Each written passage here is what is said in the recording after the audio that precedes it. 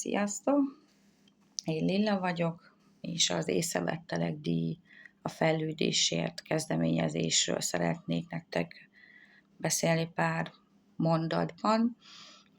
Annyit kell tudni rólam, hogy 5 gyermekes édesanyja vagyok, gyógypedagógusnak tanulok az egyetemen, és hogy 2 sajátos nevelésügyi gyermeket nevelek. Abból egy ugye autizmusban érintett, úgyhogy külön szívügyem a sajátos nevelésű igényű gyermekek ügye. Ez egy szívből jövő ötlet volt, ami ugye szülőként is érintettként találtam ki, mert szeretném, ha a sajátos nevelésű igényű autista vagy más nehézséggel küzdő gyermekeket, valamint a segítőiket is kicsit megajándékozni. Van egy online űrlapunk, ahol lehet gyermekeket és a segítőiket is jelölni erre a díjra.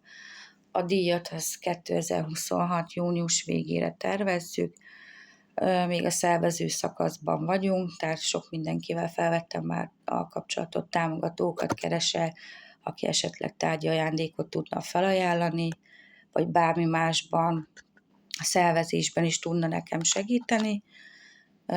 Lesz most már egy, aki jelezte nekem, hogy lesz tárgyi felajánlás is, ami innen is nagyon köszönök, nagyon hálás vagyok érte.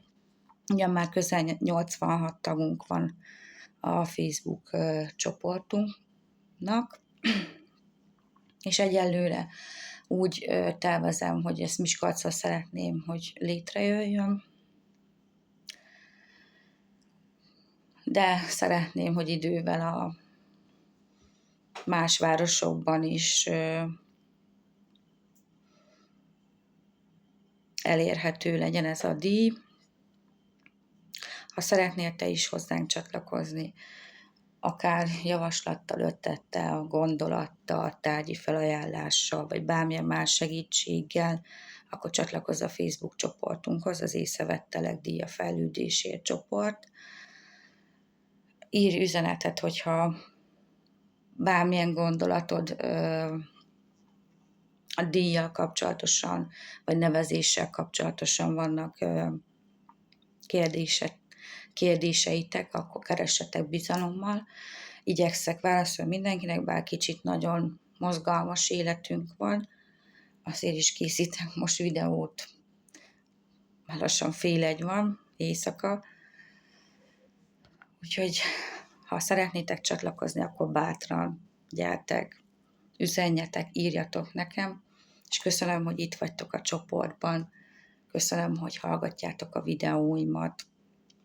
Remélem, hogy ez már jobban sikerült, mint a Facebook csoportos élő videó, ez még gyakorolni kell nekem, és ne felejtjétek, észrevettelek.